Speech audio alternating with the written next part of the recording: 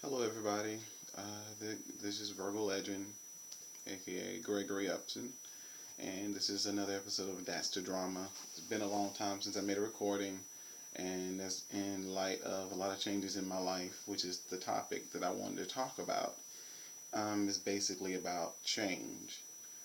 We tend to go through our lives doing things that come natural to us, and things that come as new or unmarked territory, we get this fear that if we step out of line of what we're used to, we'll make a mistake. And we let fear take control over the way we live and how we live.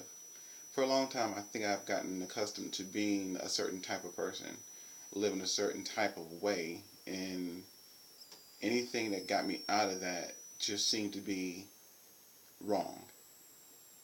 No other way to put it. So I stayed conditioned for a very long time.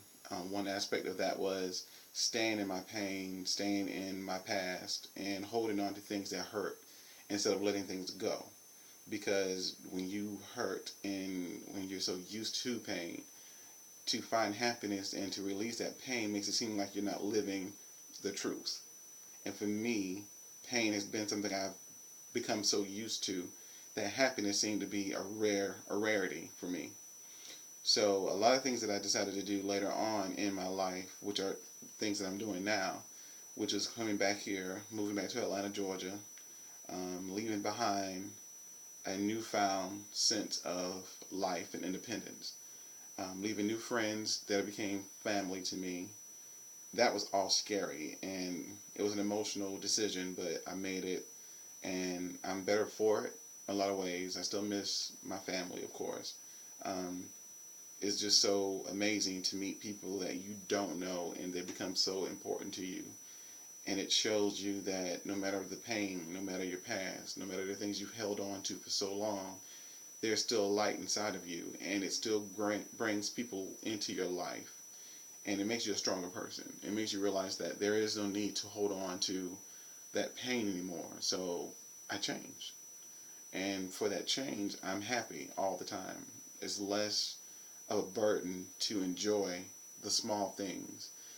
I no longer feel guilty asking God for a job, asking God for my own place, asking God for just enough money to make it to the next week, because I was so used to being there for so many other people that I never really took the time to focus on the things I needed to do for myself. And also to bring back to change, when I made the decision to do Dance to Drama, it was more or less like a thought that hit me, things I've always talked to people about, topics that would come across in conversations, and it was like, wow. And I had so many opinions about so many different things, and it never seemed to be a forum to share those feelings with more just than just the people I talk to. So when I thought about doing Dance to Drama, it was a way of me channeling those things that I'm hearing, those things that came into my life, and finding a way to bring them out to where more than just the people I was sitting around or talking to would benefit from it, learn from it, or have an opinion about it. So when Dance to Drama was created, it initially gave me the opportunity to speak on things that I felt and things that I thought, because I tend to stay in my own brain sometimes. Though everyone who knows me, they know I love to talk, know I enjoy talking, but sometimes you want to be able to just vent and not always have someone tell you, oh, it'll be okay, or, well, this is my feeling. Sometimes when you are around some people like myself that love to just to get things off their chest, just let them do that. That way they feel they've been justified in their feelings. You listened, not just heard them, you listened, and you gave them that forum to speak and release, and then they can move on. So for a long time, I didn't do that because I was always jumping to be the aid for other people, but never really holding on to the fact that I had people around me that were steadily ready to be the aid for me. So now that has been a big change for my life. Being vulnerable again, opening up and letting people know those parts of me that I never thought I wanted to share with people because I was seen as being strong for everyone else. And for me to show any sign of weakness would sometimes push people away from me.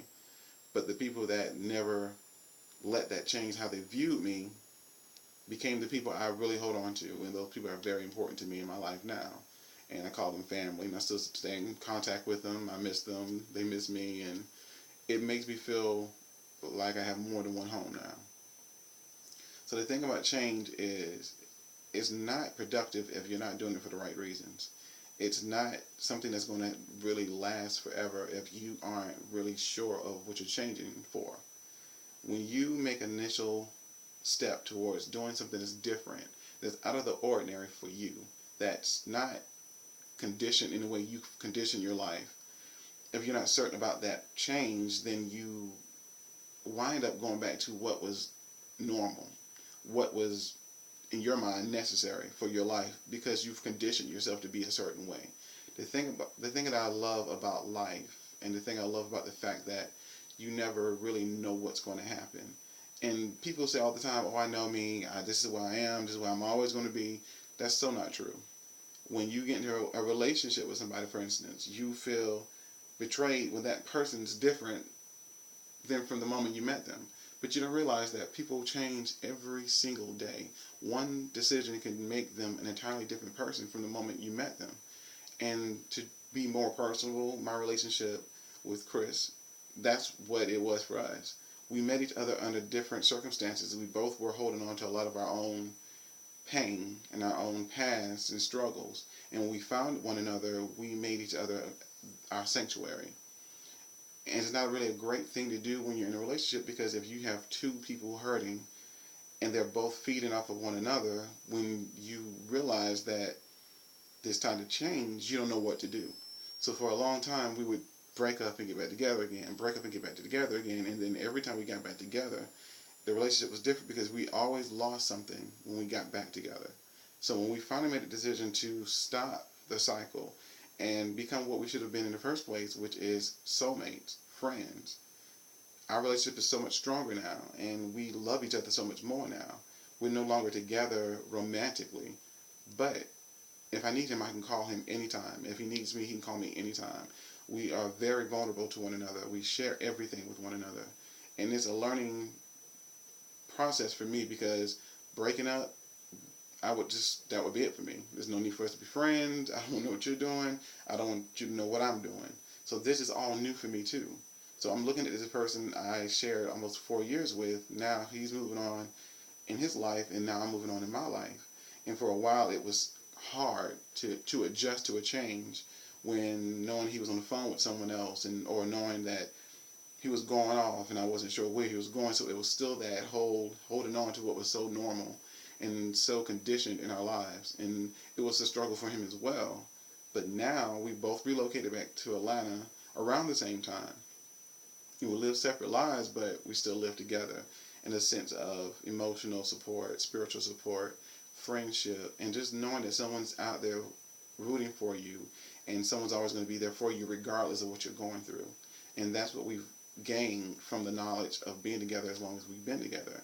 So my message really bottom lines to this: you won't know unless you grow, and you won't change if you're afraid.